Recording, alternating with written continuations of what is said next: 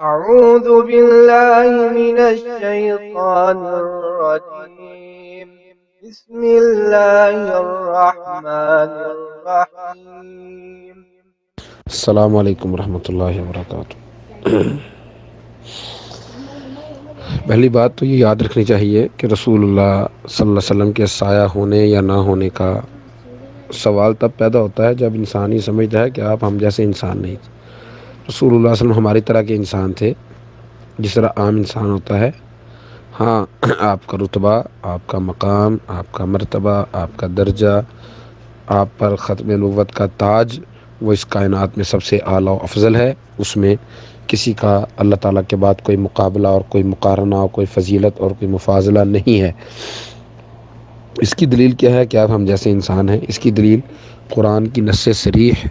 اور صحیح حدیث۔ نبی صلی اللہ علیہ وسلم کے بارے میں اللہ تعالیٰ نے خود سورہ کہف میں فرمایا، قل، اے نبی صلی اللہ علیہ وسلم فرما دیجیے، انما انا بشر مثلکم، سوائے اس کے نہیں میں تم جیسا انسان ہوں، یوحی الی، میرے اور تمہارے میں فرق یہ ہے کہ مجھے وحی کی جاتی ہے۔ ایک دفعہ رسول اللہ صلی اللہ علیہ وسلم نماز میں بھول گئے، تو نماز میں سلام پھیرنے کے بعد صحابہ نے رسول اللہ صلی اللہ علیہ وسلم کو یاد کروایا، تو آپ نے فرمایا انما انا بشر، انما انا بشر، خود فرما رہے ہیں صحیح حدیث، فرمایا میں انسان ہوں، انسا کما تنسون، میں بھول جاتا ہوں جس طرح تم بھول جاتے ہو، اور جب میں بھول جاؤں فذکرونی، مجھے یاد کروا دیا کرو، خود فرمایا رسول اللہ صلی اللہ علیہ وسلم۔ ایک بات یہ، دوسری بات، رسول اللہ صلی اللہ علیہ وسلم کا سایہ تھا، یہ بات کہنا کہ اللہ کے رسول کا سایہ نہیں تھا، یہ بے بنیاد ہے۔ نبی صلی اللہ علیہ وسلم کا سایہ تھا۔ اس کی دلیل مسند احمد وغیرہ کی ایک روایت ہے، عائشہ رضی اللہ عنہ فرماتی ہیں، رسول اللہ صلی اللہ علیہ وسلم ایک دفعہ سفر میں تھے، تو صفیہ رضی اللہ عنہ کا اونٹ بیمار ہو گیا، تو زینب رضی اللہ عنہ کے پاس ایک اونٹ زائد تھا، تو آپ نے فرمایا ایک اونٹ اس کو دے دو، اس کا اونٹ بیمار ہو گیا، تو کہنے لگی اس یہودیہ کو دے دوں،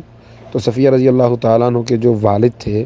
وہ یہودی تھے، اور یہ بھی قیدی بن کر آئی تھیں، اور ان کا جو سابقہ خاوند تھا وہ بھی یہودی سردار تھا،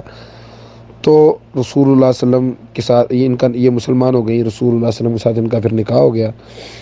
تو وہ سابقہ بات ان کو یاد کروا کے کہنے لگیں اس یہودیہ کو دے دوں، رسول اللہ صلی اللہ علیہ وسلم بڑے سخت ناراض ہو گئے۔ عائشہ رضی اللہ عنہ فرماتی ہیں کہ ذوالحجہ کے باقی ایام رسول اللہ صلی اللہ علیہ وسلم اس کے گھر نہیں گئے، زینب کے، محرم میں بھی نہیں گئے، سفر میں گئے، ربیع الاول کے بھی کچھ دن نہیں گئے، حتیٰ کہ زینب رضی اللہ عنہ نے یہ سمجھا کہ رسول اللہ صلی اللہ علیہ وسلم نے اب ان کو چھوڑ دیا ہے، لیکن گھر میں رہیں۔ کہتی ہیں ایک دن اپنے گھر میں بیٹھی تھی، فَإِذَا هِيَ ظِلُّ رَجُلٍ، تو وہ ایک آدمی کا سایہ دیکھا، ایسے جیسے کوئی آدمی، جیسے کسی آدمی کا سایہ دیکھا اپنے گھر کی دیوار پر،